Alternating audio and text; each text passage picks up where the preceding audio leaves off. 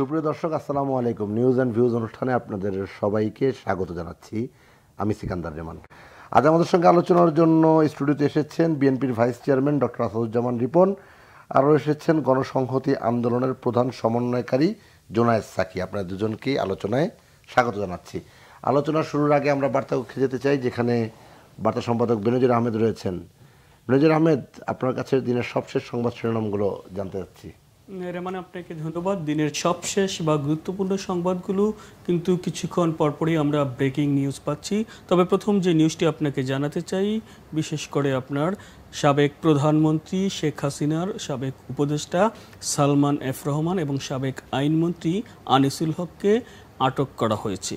মঙ্গলবার পালানোর সময় সদরঘাট থেকে তাদেরকে আটক করে কোস্টগার্ড। ডিএমপির পক্ষ থেকে সাংবাদিকদের এই তথ্য নিশ্চিত করা হয়েছে। তাদেরকে নিউ মার্কেট থানায় একটি মামলায় গ্রেফতার দেখানো হয়েছে। গত 16 জুলাই বৈষম্য বিরোধী ছাত্র আন্দোলন সময় নিউ মার্কেটে 2 জন নিহত হয়। এই সংঘর্ষের ঘটনায় নিউ মার্কেট থানায় একটি হত্যা মামলা হয়।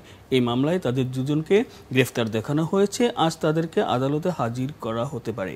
এদিকে গণ অভ্যুত্থানে দেশ থেকে পালিয়ে যাওয়া সাবেক প্রধানমন্ত্রী শেখ হাসিনা, আওয়ামী লীগের সাধারণ সম্পাদক ওবায়দুল কাদের, সাবেক স্বরাষ্ট্রমন্ত্রী আসাদুজ্জামান খান কামাল সহ 7 জনের বিরুদ্ধে একটি হত্যা মামলা দায়ের করা হয়েছে। গত 19 জুলাই রাজধানীর মোহাম্মদপুরে পুলিশের গুলিতে এক মুদি দোকানদার নিহত হয় এবং তার কারণেই এই হত্যা মামলাটি দায়ের করেছেন মোহাম্মদপুরের আমির হামজা নামে এক লোক। মঙ্গলবার আদালত মামলাটি গ্রহণ করে অতিরিক্ত তদন্তের জন্য মোহাম্মদপুর থানাকে নির্দেশ দেওয়া হয়েছে। এর মানে আরেকটি বিষয় হচ্ছে, অন্তর্বর্তীকালীন সরকারের প্রধান উপদেষ্টার নেতৃত্বে বৈঠক অনুষ্ঠিত হয়েছে মঙ্গলবার সন্ধ্যায়। বৈঠকে 15 আগস্ট জাতীয় শোক দিবস যে ছুটি, এই ছুটি বাতিল করা হয়েছে। অন্তর্বর্তী সরকারের উপদেষ্টা পরিষদের বৈঠকে এই সিদ্ধান্ত নেওয়া হয়েছে। অন্যদিকে বিএনপির পক্ষ থেকে দলের মহাসচিব মির্জা ফখরুল ইসলাম আলমগীর ঠাকুরগাঁয়ে এক সমাবেশে বলেছেন, সাবেক প্রধানমন্ত্রী এবং দেশ থেকে গণঅভ্যুত্থানে পালিয়ে যাওয়া শেখ হাসিনা ভারতে বসে তার দোসররা মিলে দেশের বিরুদ্ধে ষড়যন্ত্র করছে এবং পরিকল্পিতভাবে দেশের হিন্দু সম্প্রদায়ের উপর হামলা করছে। তিনি দেশবাসীকে সতর্ক থাকার আহ্বান জানিয়েছেন। রেমান, এই ছিল আমার কাছে সবশেষ তথ্য। বেনজির আহমেদ, আপনাকে ধন্যবাদ জানাচ্ছি। আলোচনা শুরু করতে চাই ডক্টর আসাদুজ্জামান রিপন আপনাকে দিয়ে।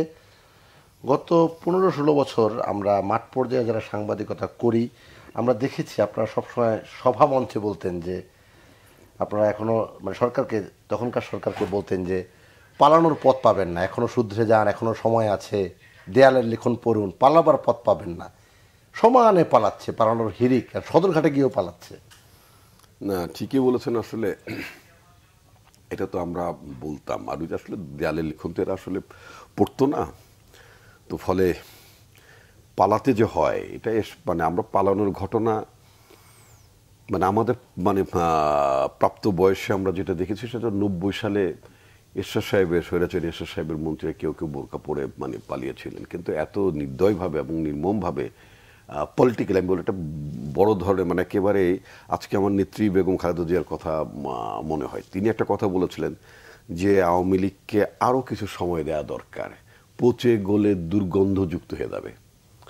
আওয়ামী লীগ যতদিন বেশি দিন পাওয়ার ধরে রাখতে চাবে, গায়ের জোরে, জনগণের ভোট ছাড়া, তারা ধীরে ধীরে পচে যাবে, গলে যাবে, দুর্গন্ধ ছড়াবে। আসলে কি বিষয়টা তাই দাঁড়ায়নি? যে আমাদের নেত্রী বেগম খালেদা জিয়া কতটা দূরদর্শী সম্পন্ন নেত্রী ছিলেন, তিনি আওয়ামী লীগের এই পরিণতি যে এটা হবে, এটা তিনি কিন্তু অনেক আগেই এটার একটা প্রেডিকশন তিনি করেছিলেন। এবং আপনি যদি দেখেন, ফেসবুকে কয়েকদিন আগে দেখলাম, আমি ঠিক এক্স্যাক্টলি এটা সার্চ করে, আমি ইতিহাসের ছাত্র নই, আমি ঠিক সালটা কনফার্ম করতে পারছেন, কিন্তু সোশ্যাল মিডিয়াতে বলেছে যে রাজা লক্ষণ সেনের যে রাজত্বকাল ছিল সেটা বিটুইন 1108 থেকে 1200 কত এর পর্যন্ত লেগেছেন, এরকম একটা সময়।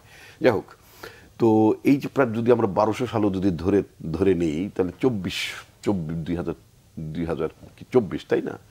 তো অলমোস্ট আপনার প্রায় 1000 বছর, আরো বেশি 1000 বছরের এরকম পালানোর ইতিহাস এই বঙ্গে বোধহয় শেখ হাসিনা বোধহয় রানার্স আপ, তিনি সেকেন্ড আফটার রাজা লক্ষণ সেন, তাই না?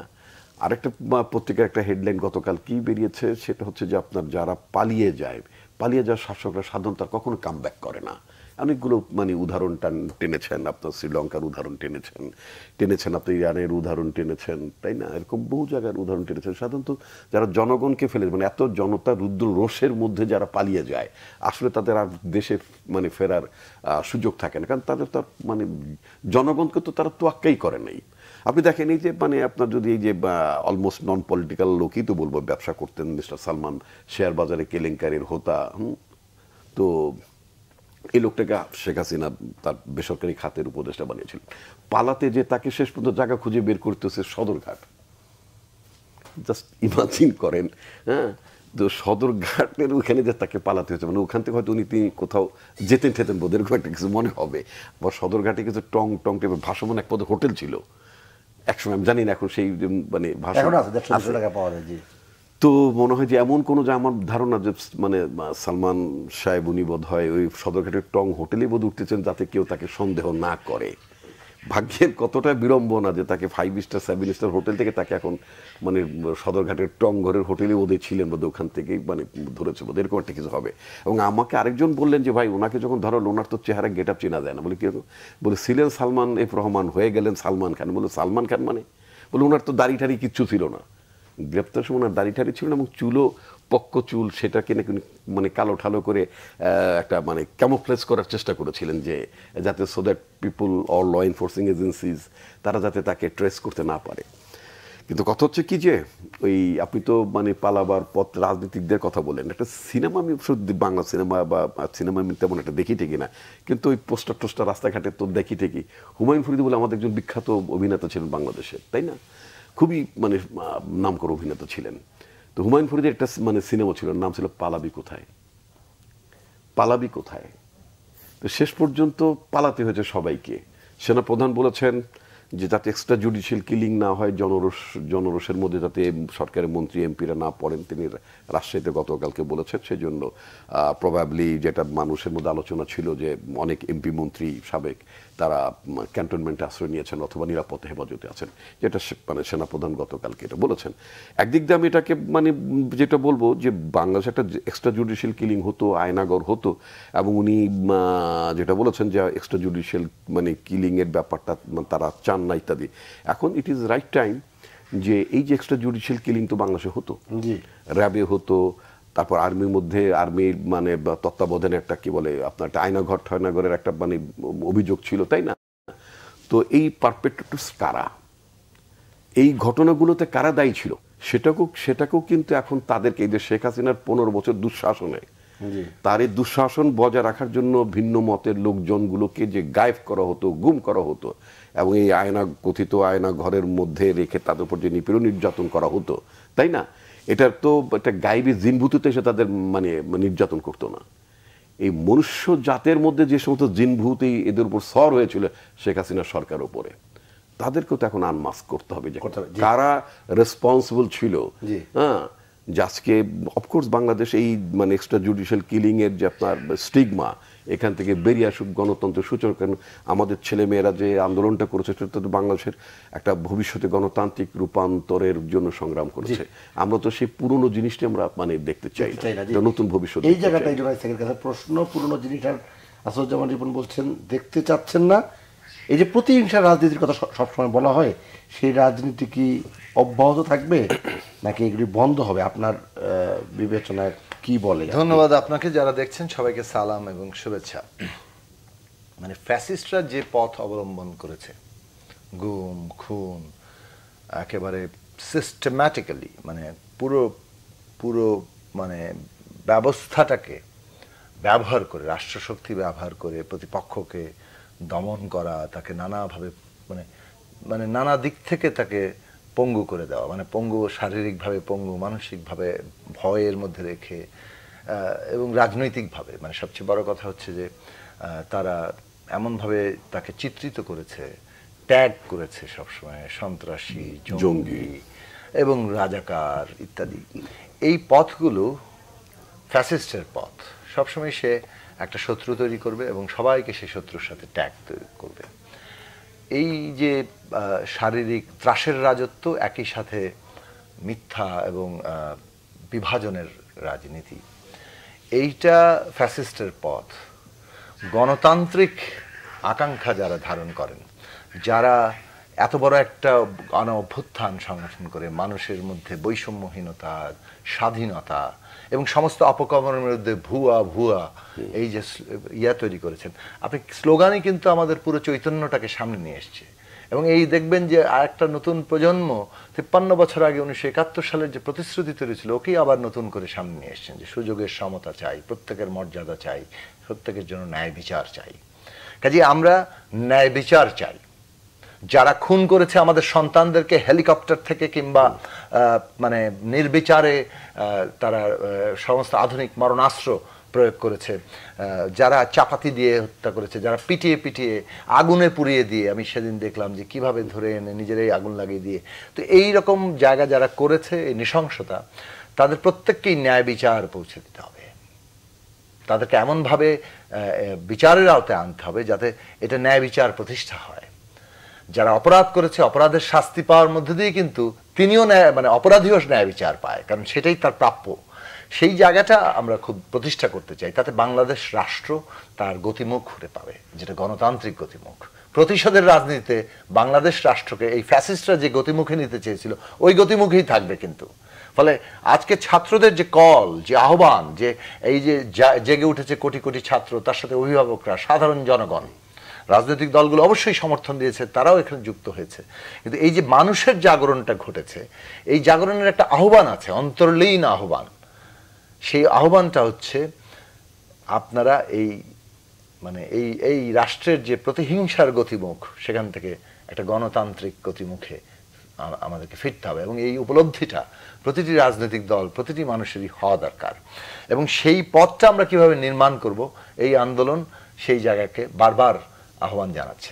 এখন এইটা তো আমাদের যেটাকে বলে যে আমাদের ম্যাচিউরিটি, মানে অর্থাৎ আমরা কতটা পরিণত আচরণ করতে পারছি, রাজনৈতিক জায়গা থেকে বলেন, সামাজিক জায়গা থেকে বলেন, সমস্ত আমাদের বুদ্ধিবৃত্তিক জগৎ থেকে বলেন, এইটা খুবই গুরুত্বপূর্ণ প্রশ্ন এই গতিমুখ ঠিক করার। কারণ এই যে ঐতিহাসিক মুহূর্ত তৈরি হয়েছে, একটা দেশের পুরো জনগোষ্ঠী জাগরিত হয়ে বলছে যে এই আগে যে ফ্যাসিস্ট একটা কর্তৃত্ববাদী মানুষের অধিকার মর্যাদা হরণকারী ব্যবস্থা, এটা আর চলবে না, এই বন্দোবস্ত বদলাতে হবে, নতুন বন্দোবস্ত চাই, নতুন গণতান্ত্রিক বন্দোবস্ত চাই, যেখানে সবাই অন্তর্ভুক্ত, প্রতিটি নাগরিক অন্তর্ভুক্ত, তার ধর্মবিশ্বাস যাই হোক না কেন, তার জাতীয় পরিচয় যাই হোক না কেন, জাতিগত পরিচয়, জাতীয় পরিচয় তো আমাদের বাংলাদেশ, কিন্তু জাতিগতভাবে আমরা আলাদা, যে বাঙালির বাইরে বাংলাদেশে আরো অনেক জাতি আছে, প্রত্যেকের মর্যাদা গুরুত্বপূর্ণ, এবং যার রাজনৈতিক পরিচয় যাই হোক না কেন।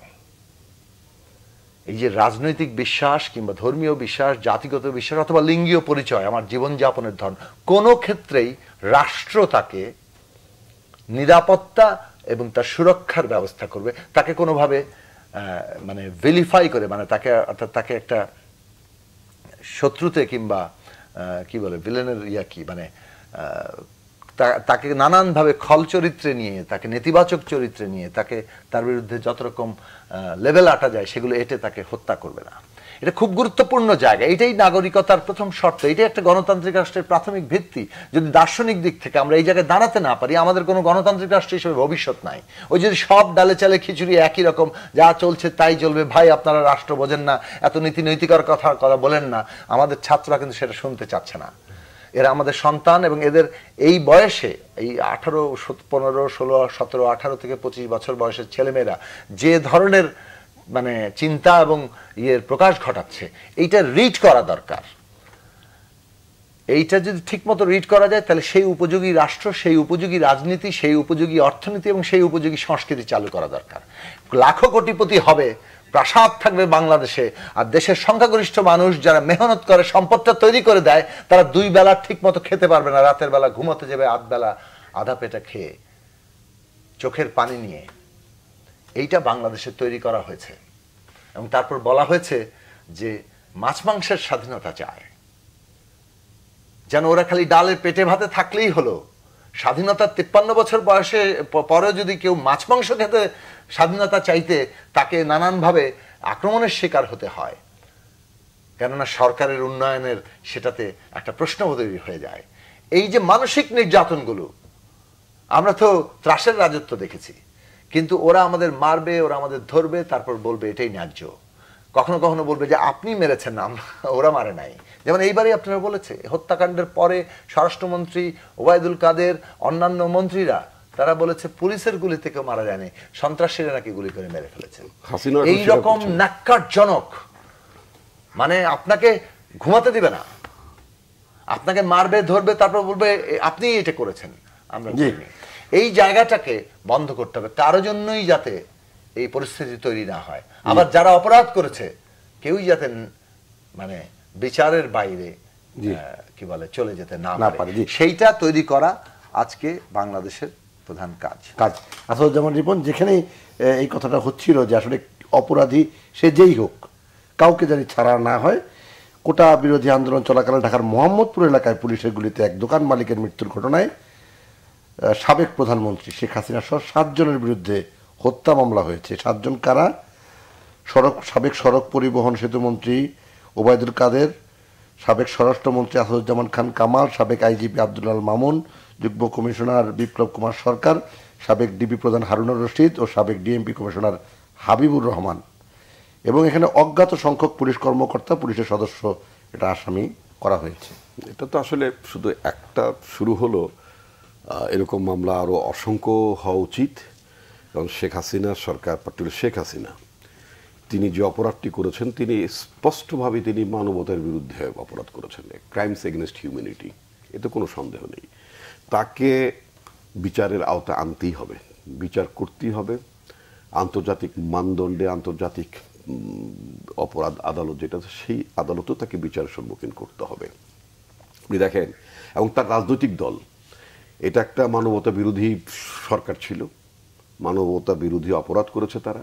এবং এই সংগঠনটি আপনি দেখবেন তাদের বক্তব্য বিবৃতি যা কিছু ছিল, দলের জেনারেল সেক্রেটারি ওবায়দুল কাদের থেকে শুরু করে কোন নেতা না, তাদের অঙ্গ সংগঠন কোন নেতা না, এবং তাদের বেআইনিভাবে তাদের এই সমস্ত ফ্রন্ট অর্গানাইজেশনগুলোকে তারা মাঠে নামিয়েছিল ছাত্রদের বিরুদ্ধে, জনগণের বিরুদ্ধে। তো আপনার নিশ্চয়ই খেয়াল আছে, আপনার মানে হিটলারের পার্টি নাজি পার্টি নিষিদ্ধ হয়েছিল। নাজি পার্টির লোকজন তো জার্মানির রাজনীতি করতে পারে না, এতগুলো প্রাণ গেল, এবং তারপরেও কিন্তু আওয়ামী লীগের তরফ থেকে ন্যূনতম অনুশোচনা বোধ নাই। সজীব জয়ের নামে যে কথিত ফেসবুকে স্ট্যাটাসের কথা আজকে পত্রিকায় দেখে আসলাম, অনলাইনে দেখে আসলাম, শেখ হাসিনার কথিত বিবৃতির নামে, সেখানেও কিন্তু তিনি, এটা জুনায়েদ সাকি খুব রাইটলি মেনশন করেছেন, সেখানেও কিন্তু তিনি বলেননি যে মানে পুলিশের গুলিতে মারা গিয়েছে ছাত্র, তার বলে এমন একটা ভাবে তিনি কথাবার্তা বলেছেন যে এই মানে সহিংসতার মধ্যে সন্ত্রাসী তাদেরকে মেরেছে। এখন পর্যন্ত সত্য উচ্চারণটা তিনি করতে পারছেন না, মানে চিন্তা করতে পারেন। এবং শুধু তাই না, আমি তো মানে এটা তার কৃতকর্ম। আজকে তিনি যে হিউমিলেটেড হয়ে, এর চেয়ে কি হিউমিলেশন হতে পারে, এর চেয়ে কি হিউমিলেশন হতে পারে যে দেশের একটি রাজনৈতিক, এটা তো কোনো ইয়ে না, আপনার কি বলে আপনার কি বলে একটা মানে কি বলবো যে মাঝে মধ্যে আমাদের দেশে আপনার মানে যে আপনার কি বলে জঙ্গি সংগঠন বলবো না, আমি বলতে চাচ্ছি যে সরকার যারা ঠিক মানে আপনার ইরেগুলার গভর্নমেন্ট, যারা ঠিক নির্বাচনের মধ্য দিয়ে ক্ষমতায় আসেন না, বা কোন নির্বাচিত গভর্নমেন্টকে টপল করে যারা ক্ষমতায় আসেন, তারা অনেক সময় পাকিস্তানের পারভেজ মোশাররফ, তিনি মানে ওখানেও একটা গণজাগরণের মধ্যে পাকিস্তানের পারভেজ মোশাররফও দেশ ছেড়েছিলেন, এবং তিনি দেশে ঢুকতে পারেননি ফাইনালি, এবং দুবাইয়ের একটি হাসপাতালে তিনি মারাও গিয়েছেন। আমি এর আগেও বলেছি যে অনেক স্বৈর শাসক, বিশেষ করে যারা মানে পালিয়ে যায়, তারা ফিরতে পারে না। আপনি শেখ হাসিনার কথা যে আপনি যদি আপনি ধরেন, এই শেখ হাসিনা প্রথম বলল মানে এই আন্দোলনটা, আমি অতীতে যেতে চাই না, একবার বললেন যে কোটা কি তাহলে রাজাকারের নাতিপুতিরা পাবে, এখন আমি এটা বলি নাই। তো সমস্ত ওনার রেকর্ডের বক্তব্যই তো মানে জনগণ শুনেছে। আবার উনি এতদিন তো মানুষের অডিও ফাঁস করতেন, আপনার অডিও ফাঁস করতেন, ওনার অডিও ফাঁস করতেন, বিরোধী দলের নেতাদের অডিও ফাঁস করতেন, বেগম খালেদাদের অডিও ফাঁস করতেন, নানান রকম এগুলো করতেন। এখন ভাগ্যে নির্মম পয়সাতে ওনার দুটো অডিও ফাঁস ইতিমধ্যে 1 সপ্তাহের মধ্যে হয়ে গেছে। এর মধ্যে একটা উনি বলতেছেন ওনার ছাত্রলীগের এক নেতা বা কর্মী আমি রিকগনাইজ করতে পারি, বাট বোঝা গেল আদার হ্যান্ডে ছাত্রলীগের কোনো নেতা বা কেউ ছিল যাকে উনি অ্যাডভাইস করতেছেন, তোমরা বলবে প্রচার করো যে পাক হানাদার বাহিনীর মতো নাকি বানিয়ে হয়েছে। এখন আমাদের ছাত্র সমাজকে, আমাদের এই যে প্রতিবাদী মানে আপনার মানে তরুণ ছাত্র সমাজকে এবার পাক হানাদার বাহিনীর সাথে তিনি মানে লেবেল করেছেন, তাই না? তাহলে কত বড় একটা দেশে উনি রাজনীতি করতেন, উনি দেশের ছাত্র সমাজকে পাক হানাদার বাহিনীর বর্বর বাহিনীর সাথে উনি তুলনা করে বসলেন। ঘৃণা উদ্বেগ করাতে চাচ্ছেন, দেশের মানে সংঘাত বাড়াতে চাচ্ছেন, সহিংসতা বাড়াতে চাচ্ছেন। কিন্তু ওনার উদ্দেশ্যে একটা কথা বলতে চাই, ওনার খেয়াল রাখা উচিত তখন উনি ইন্ডিয়াতে ছিলেন। 1975 সালের পরে যখন আওয়ামী লীগ আরেকবার যখন এই সমস্ত অপকর্মের কারণে যখন দেশ থেকে বিতাড়িত হয়ে যায়, তখন কিন্তু কাদের সিদ্দিকীকে দিয়ে এবং তার কিছু অনুগত লোকজন দিয়ে কিন্তু বর্ডার ওই পারে ঠুসঠাস করার কিছু ঝামেলা করতো। ফাইনালি কি হয়েছে? ফাইনালি কি আওয়ামী লীগ গভর্নমেন্ট কি রিইনস্টল হয়েছিল কিনা? হয় নাই। এটা আমি আপনার দর্শকদের উদ্দেশ্যে বলতে চাই। কাদের সিদ্দিকী একটা বাহিনী ঠাইনি বানিয়ে বেশ কিছুদিন বর্ডার এরিয়াতে মানে টেনশন ক্রিয়েট করার চেষ্টা করেছে, আমাদের সেনাবাহিনীর জওয়ানদেরকে মানে হত্যা করেছে, মানে আমাদের তৎকালীন ইপিআর কি বলে ইয়ে ছিল তো কি বলে আমাদের বিডিআর ছিল, তাদেরকে হত্যা করার পরে কিন্তু ফাইনালি কাদের সিদ্দিকী ওই ভারতের মধ্যেই ভারতীয় আশ্রয়ের মধ্যে ছিলেন এবং বেগম খালেদা জিয়ার বদান্যতায় বিএনপি চেয়ারপারসন, আমার নেতৃত্ব প্রতিহিংসা রাজনীতিতে বিশ্বাস করেন না, বেগম খালেদা জিয়ার বদান্যতায় কাদের সিদ্দিকীকে আমার নেত্রী বাংলাদেশে আসার সুযোগ দেন, তাকে রাজনীতি করার সুযোগ, ইত্যাদি ইত্যাদি।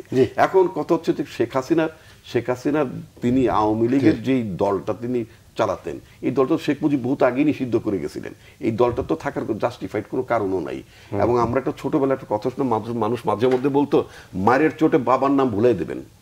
উনি এমন রাজনীতি করছেন গত 15 বছরে যে ওনার বাবার নাম জনগণের কাছে ভুলাই দিয়েছেন উনি। তো এটা তো মানে এটা ওনার জন্য আজকে বাংলাদেশের যে পরিস্থিতি তৈরি হচ্ছে ওনার জন্য।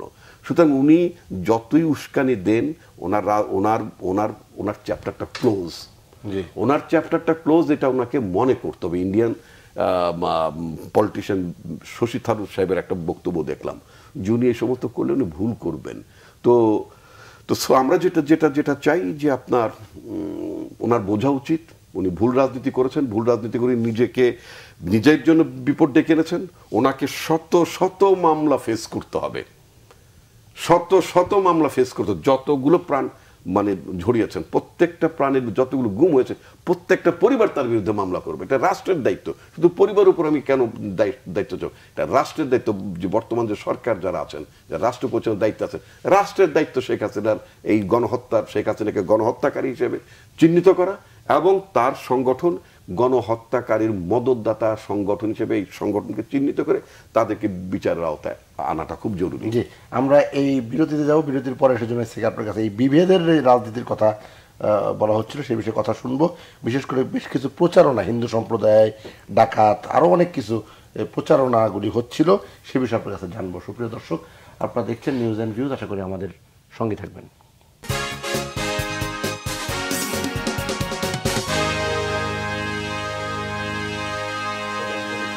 সুপ্রিয় দর্শক, বিরতির পর নিউজ অ্যান্ড ভিউজ আরও একবার স্বাগত জানাচ্ছি। আমি সিকান্দার রেমান জুনায়েদ সাকি।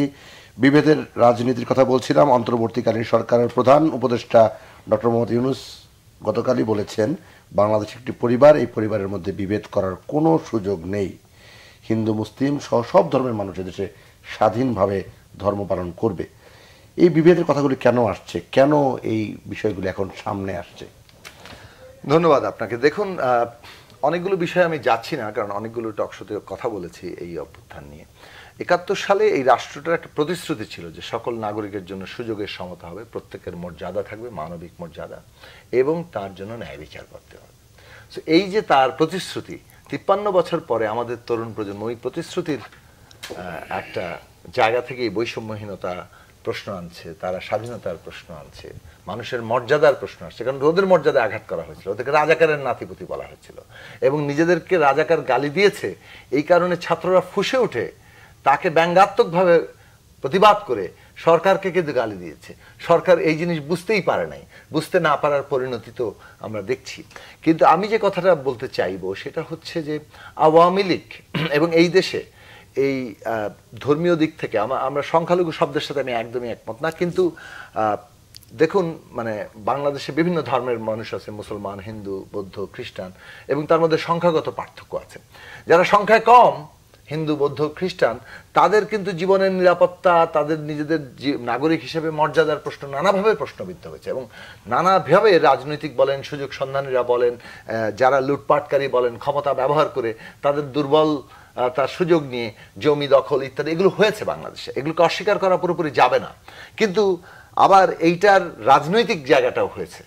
মানে তার উপরে হামলা করে ফায়দা তোলা, আবার এই হামলাটাকে কাজে লাগিয়ে আরেকটা রাজনৈতিক ফায়দা তোলা, এ বহুবার আমরা দেখেছি। এবং এই সরকারের আমলেও আগে যেমন হয়েছে, আমরা বহু মানে জায়গাতে, আমি ডক্টর জাফরুল্লাহ চৌধুরী গিয়েছি এবং দেখেছি যে কিভাবে হামলাগুলো ঠিক যেভাবে পোর্ট্রে করা হয়, হামলার মধ্য দিয়ে এক ধরনের একটা আতঙ্ক সৃষ্টি করা হয়, যার ফলে অনেকেই ছেড়ে চলে যায়, জমি জমা দখল এগুলো তো আছেই। হামলার পরে এবার রাজনৈতিক ফায়দার জায়গায় তুলতে থাকে। একদল ফায়দা নেয় মানে এই হিন্দু বিরোধিতার একটা জায়গা থেকে, আরেক দল ফায়দা নেয় হচ্ছে হিন্দু সম্প্রদায়ের পক্ষ অবলম্বন করে, অ্যাজ ইফ তারা হিন্দু সম্প্রদায়ের পক্ষে। আওয়ামী লীগ এই রাজনীতিটা বহুদিন ধরে করেছে কিন্তু, এবং আওয়ামী লীগের রাজনৈতিক জায়গা হচ্ছে যে তারা হিন্দু সম্প্রদায়ের খুব পক্ষ অবলম্বন করছেন। কিন্তু এই মুহূর্তে খেয়াল করে দেখুন যে বাংলাদেশে এখন এই যে 5 তারিখের পরে যে পরিস্থিতিটা সৃষ্টি হলো, পুরো প্রশাসন কার্যত ফ্যাসিস্ট প্রশাসনটা ভেঙে পড়লো তার পদত্যাগের সাথে সাথেই। কতবার আপনারা এই টকশোতে বলেছি যে পুরো রাষ্ট্র শক্তিকে তারা পকেটে ভরেছে। তো পকেটে ভরার পরিণাম হচ্ছে এটা অকার্যকর হয়েছে। এখন এটা সুযোগ সন্ধানীরা তো এখন ধরেন আক্রমণ মানে করছে, নিশ্চয়ই কিছু কিছু করছে, কিন্তু যতটা আক্রমণ আসলে করেছে তার চেয়ে অনেক বেশি দেখা যাচ্ছে যে একটা অর্গানাইজড ফোর্স, তারা সম্ভবত পতিত স্বৈরাচারেরই শক্তি। কারণ রাজনৈতিক হিসাবে দেখা যাচ্ছে আসলে তো তারা এই ফায়দাটা তুলতে চাচ্ছে, ফলে তাদেরকে আমরা 2-2 4 মিলাতে বাধ্য হচ্ছি যে এইটা হচ্ছে পতিত স্বৈরাচারের শক্তি।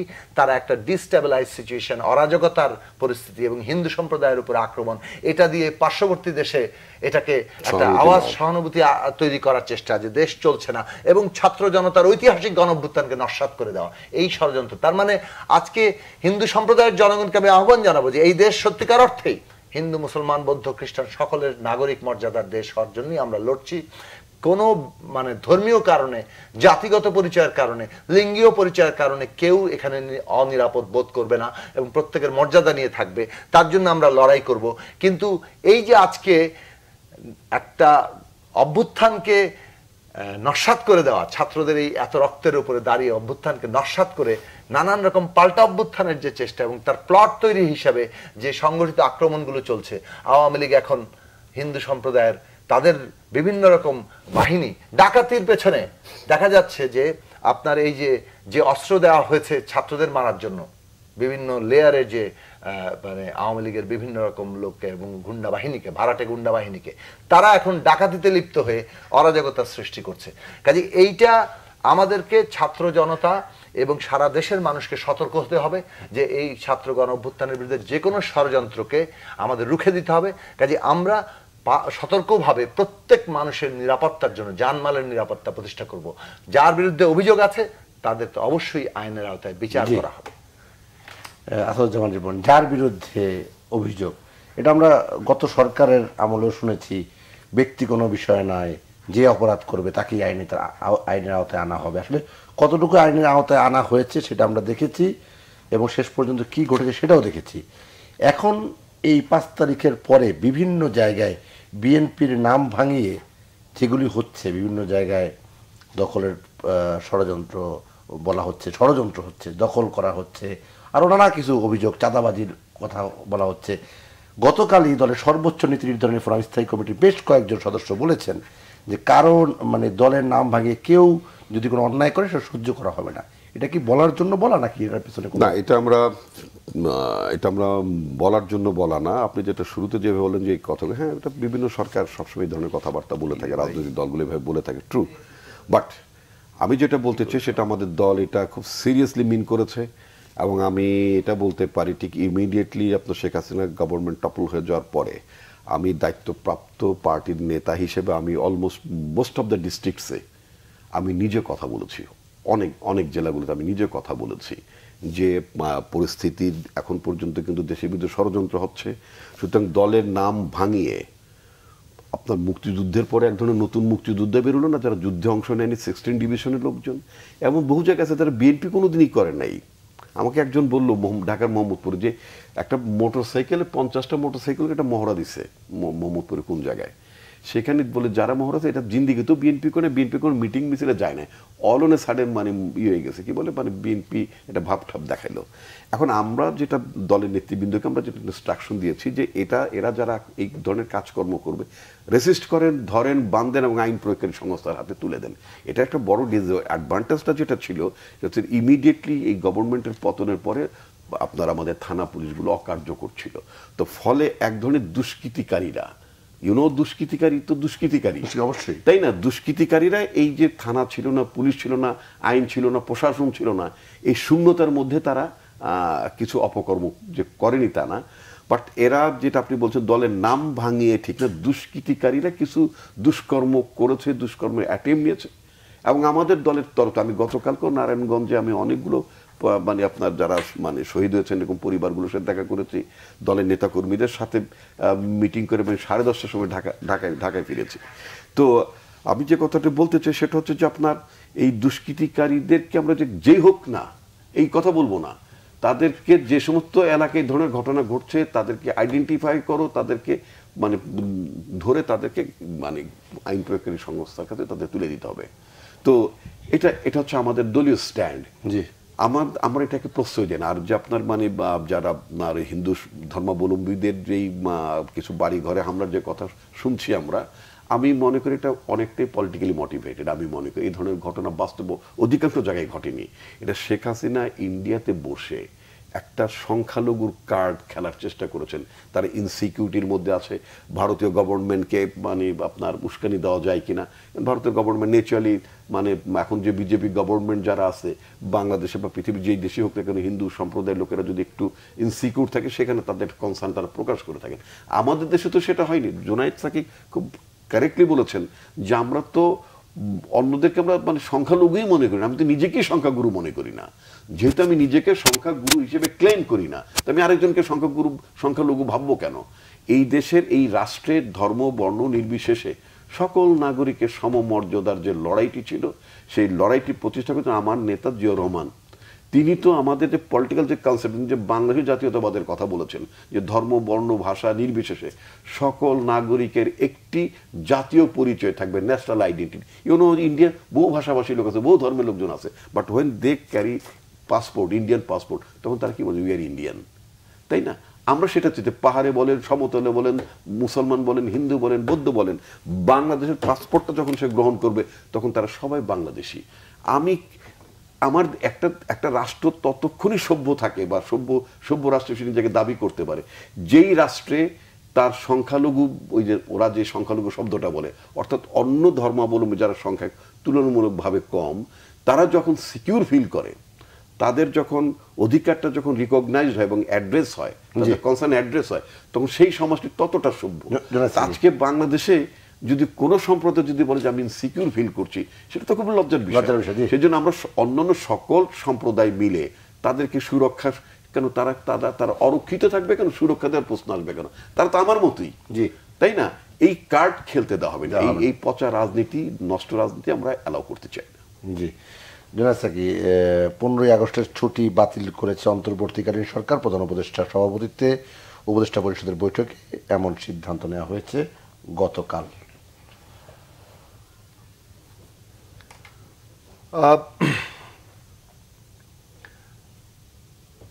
না, এই বিষয়ে তো ধরুন